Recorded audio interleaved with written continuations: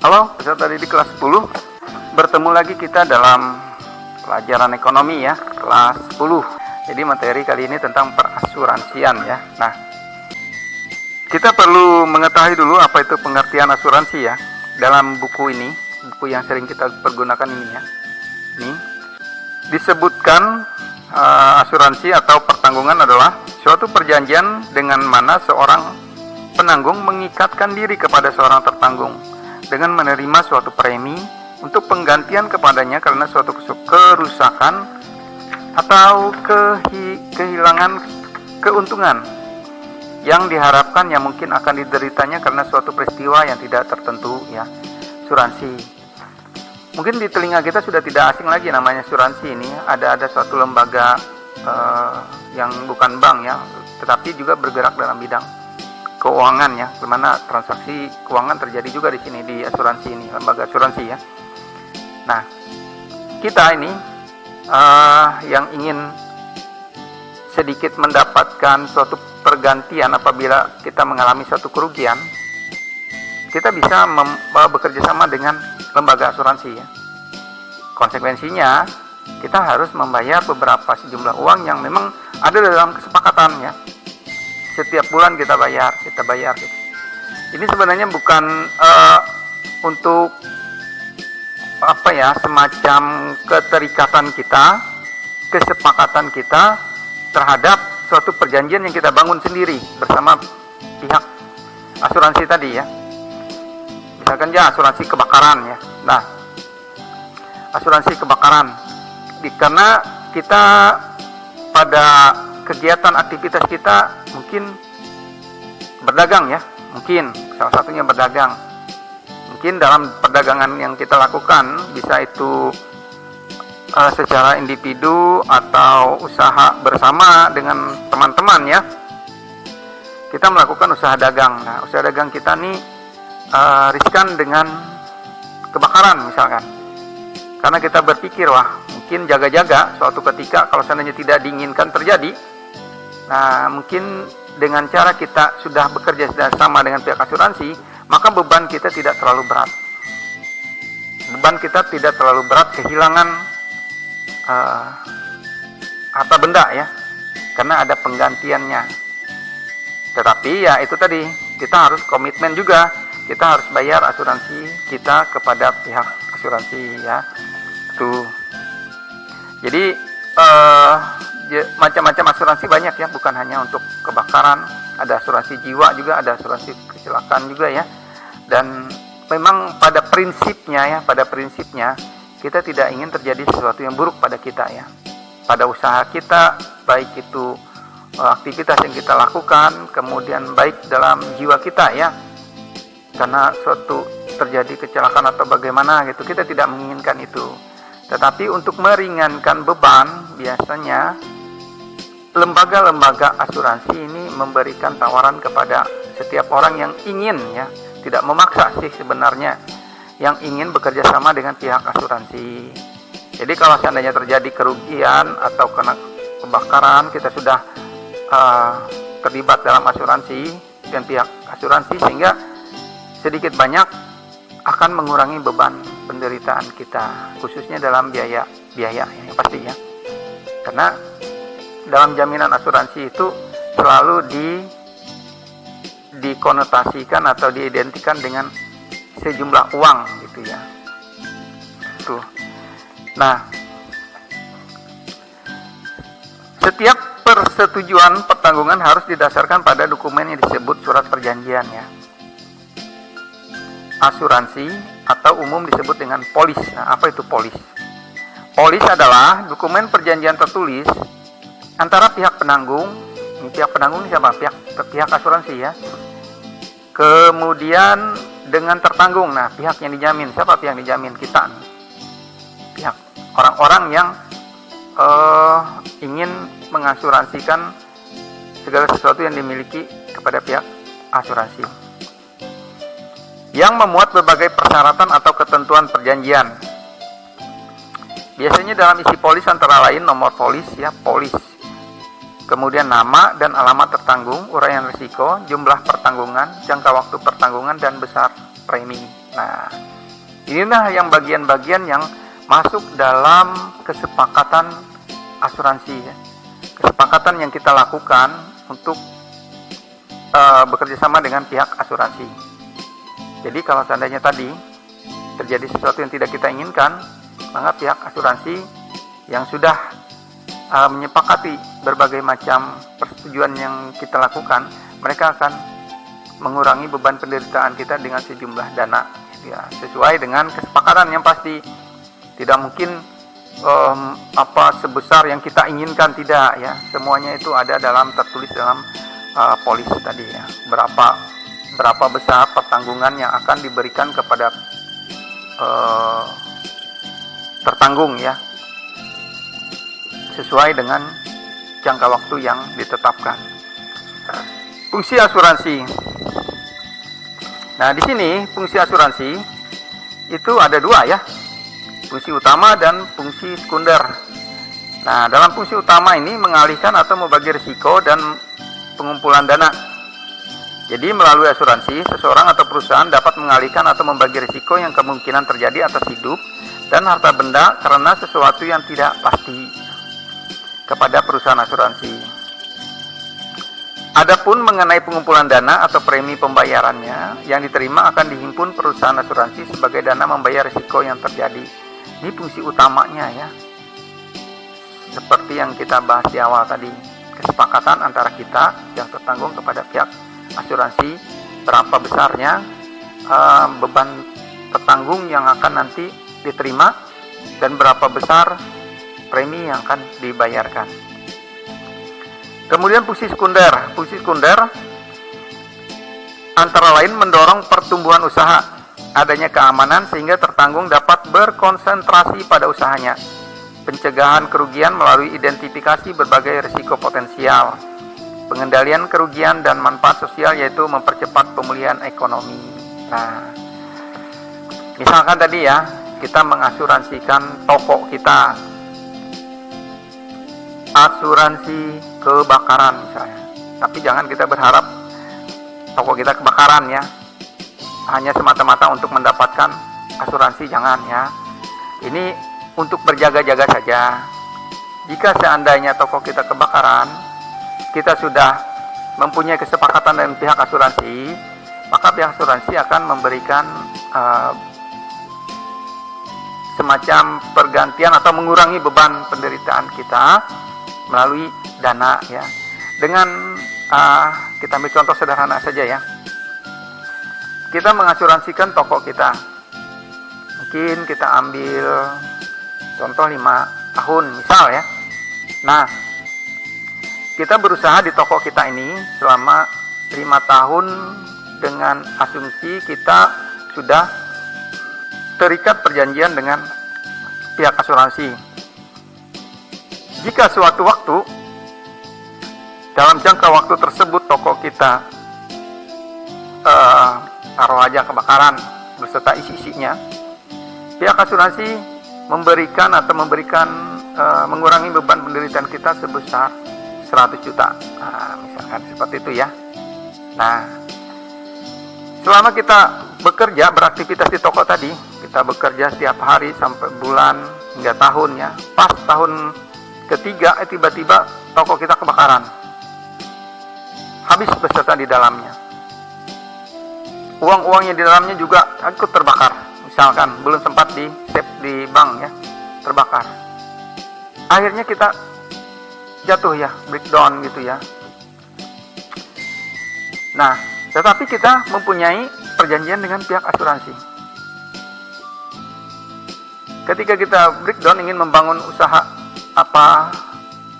ingin membangun usaha tadi, uangnya habis terbakar, di bank sisa beberapa aja, kita akan mendapat pergantian dari pihak asuransi, mengurangi beban kita. 100 juta kita peroleh di tahun ketiga dari masa 5 tahun tadi.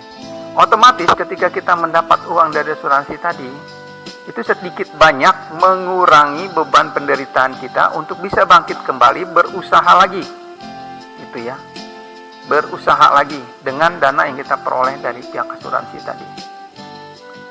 Jadi ini fungsi dari asuransi, khususnya fungsi sekunder ya. Jadi dengan kita mengasuransikan toko kita, asuransi kebakaran, pas terjadi kebakaran kita mendapat pengurangan beban penderitaan ya. Bapak anggap mengurangi beban penderitaan aja ya, walaupun tidak semuanya mampu untuk mengatasi rasa derita dari habisnya suatu usaha tadi ya. Tapi setidaknya mengurangi ya, dengan harapan ketika kita mendapat itu kita bisa bangkit lagi gitu ya, kita bisa bangkit lagi. Nah, itu dari sisi fungsi asuransi. Kemudian peran asuransi. Peran asuransi antara lain memberikan keamanan. Asuransi menyediakan dukungan keuangan dan mengurangi ketidakpastian dalam bisnis dan kehidupan seseorang. Asuransi menjadi pelindung atas kehilangan dan kerusakan yang tiba-tiba terjadi. Ini perannya sama dengan fungsi tadi ya, yang fungsi sekunder tadi ya, yang sudah kita jelaskan tadi ya. Jadi dia memberikan rasa keamanan. Walaupun tidak 100%, kita menderitakan 100% ketika suntikan dapat sumbangan dari bukan sumbangan sih namanya ya, premi yang dibayarkan tadi mampu membuat kita bisa bangkit lagi gitu ya. Yang luka tadi mungkin sedikit terobati gitu maksudnya ya. Kemudian menghasilkan sumber dana. Premi yang dikumpulkan dari nasabah asuransi dapat diinvestasikan perusahaan asuransi pada pembelian surat berharga pemerintah atau saham. Dana hasil penjualan tersebut dapat dipergunakan pihak untuk mengembangkan industri dan oleh pemerintah untuk mengembangkan perekonomian negara. Menghasilkan sumber dana ya. Ketika orang banyak, ini sama fungsinya sama seperti bank tadi ya. Ketika orang banyak, ada 10 orang mengasuransikan dananya ke pihak asuransi. Dana tadi kan dikelola juga, tidak langsung diam di tempat ya dana tersebut. Kalau dana yang diberikan oleh para nasabah asuransi diam di tempat, tidak berguna jadinya ya. Jadi setiap dana-dana yang dibayarkan, disetor oleh pihak tertanggung, itu dikelola lagi dananya. Supaya dana ini bisa berkembang, bertambah ya. Jadi pas waktu-waktu yang tertanggung mengalami kerugian bisa dibayarkan sesuai dengan jumlah.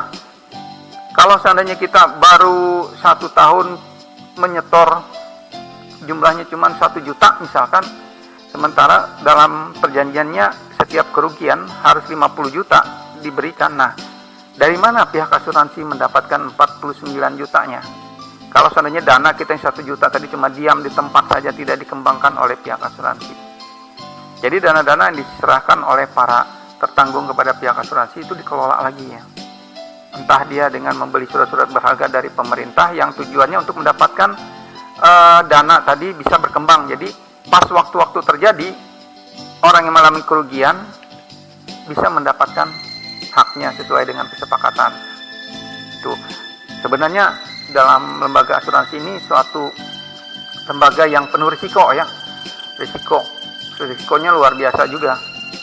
Karena namanya juga kejadian ini tidak bisa kita tahu kapan terjadinya ya.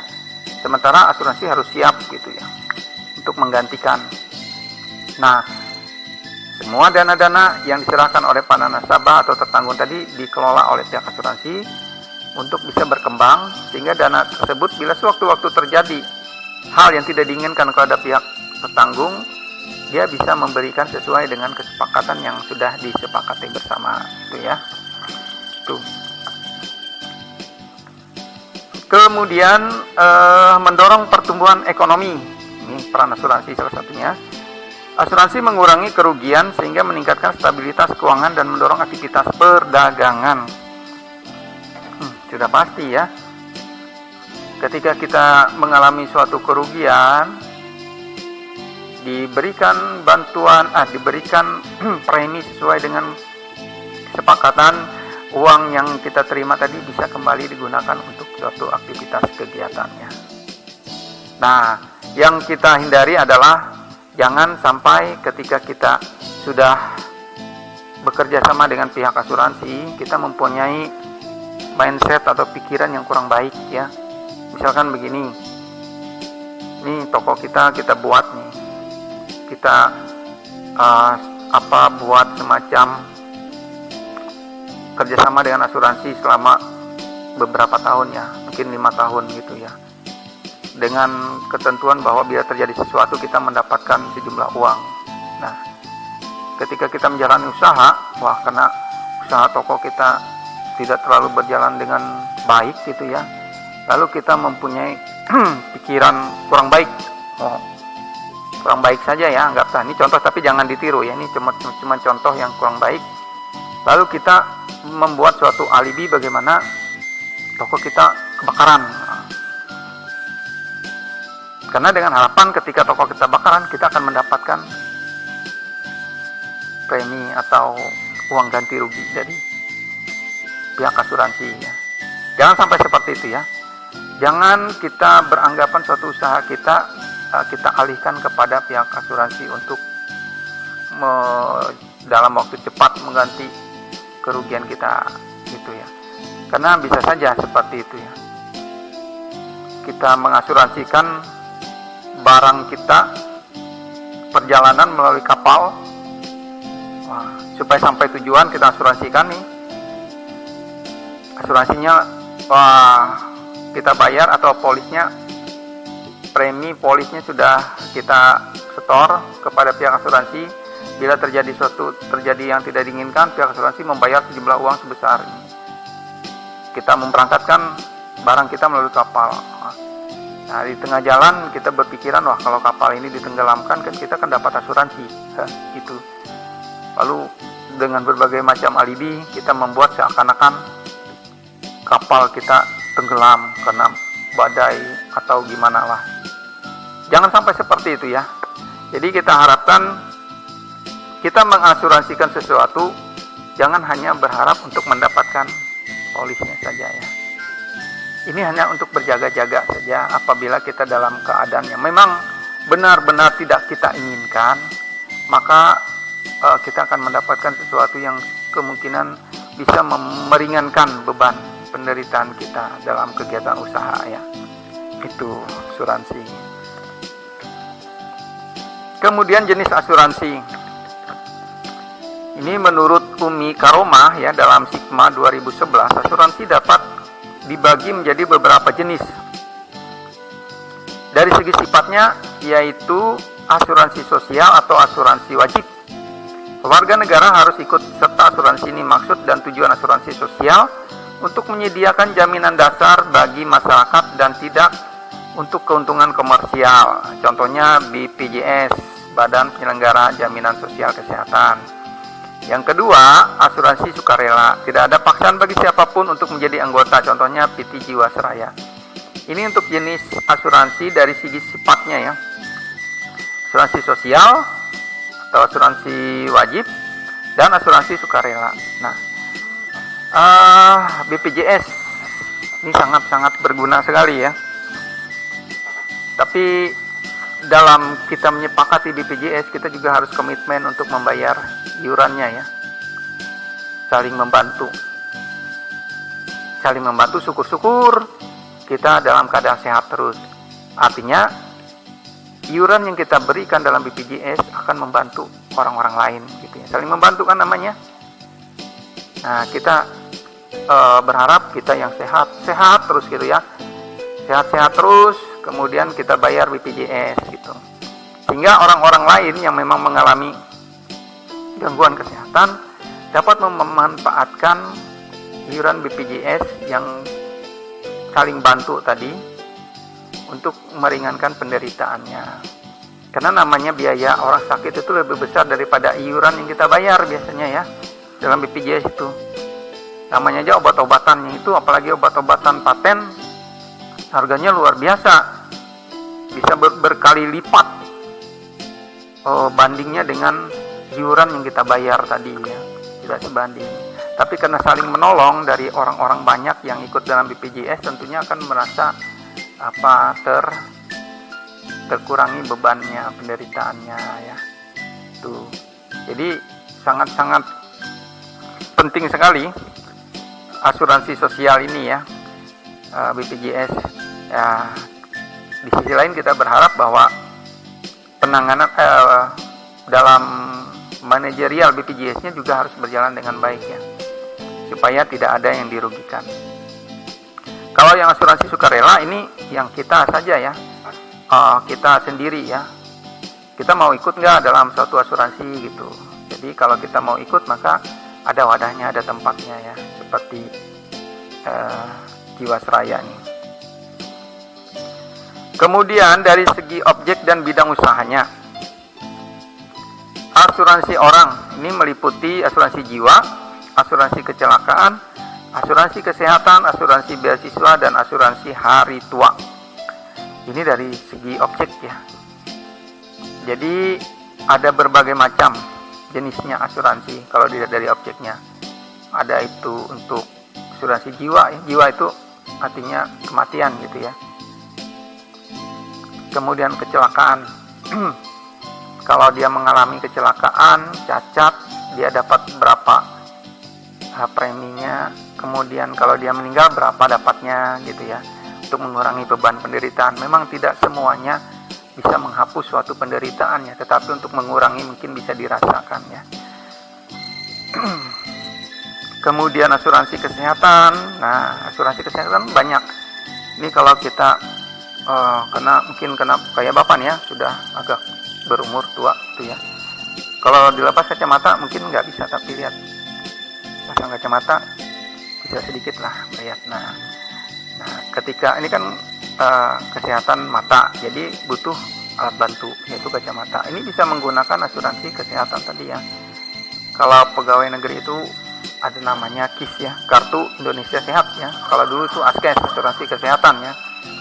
Nah, kalau yang umum itu BPJS gitu ya, untuk masyarakat biasa. Asuransi beasiswa. Nah, asuransi beasiswa ini biasanya bagi para peserta didik yang mungkin karena tidak memiliki orang tua gitu ya, yatim piatu, atau ada juga yang memiliki potensinya dia pintar tetapi tidak mampu gitu ya, bisa diberikan dengan asuransi beasiswa ini. Asuransi hari tua. Nah, pada prinsipnya kita ini akan menua gitu ya. Tidak ada yang kembali bayi ya. Menua. Ketika kita menua, maka prosesi yang kita alami itu akan sama seperti bayi, tidak bisa apa-apa lagi gitu ya. Tidak bisa berbuat apa-apa. Nah, karena tidak bisa berbuat apa-apa, maka kita butuh suatu jaminan gitu ya, jaminan hari tua ya. Itu untuk apa? Ya, setidaknya untuk menunggu waktu lah, sampai kapan saatnya kita dipanggil gitu ya, kembali.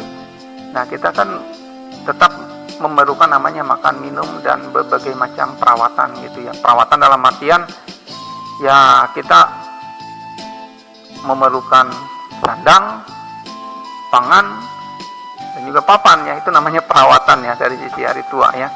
Bukan perawatan yang apa itu tambah kinclong tadi, bukan ya. Kalau sudah namanya tua itu dibuat apapun ya tetap aja namanya tua gitu ya. Nggak bisa dibikin kencang-kencang lagi ya. Kalau sudah banyak keriputnya namanya sudah keriputan, apalagi umur sampai 70-80 ya berubah semua gitu ya. Buat apa perawatan? Yang perawatan yang Bapak maksud ini adalah sandang, pangan, dan papan gitu ya. Tetap ada gitu ya. Inilah asuransi untuk hari tua. Ini dulu yang bisa Bapak sampaikan ya, ringkasan materi untuk perasuransian untuk kelas 10. Semangat untuk belajar dari rumah. Salam. Buka secara langsung dengan Bapak Ibu guru di sekolah. Walaupun begitu, jangan pernah mengurangi motivasi kita untuk terus belajar ya. Semoga PDR yang kita lakukan selalu bermanfaat untuk kita semua. Dan jangan lupa untuk selalu menyupport channel ini dengan cara like, comment, dan subscribe. Dan kalau ada yang tanyakan di kolom komentar di bawah ya. Sekian dari saya. Assalamualaikum warahmatullahi wabarakatuh.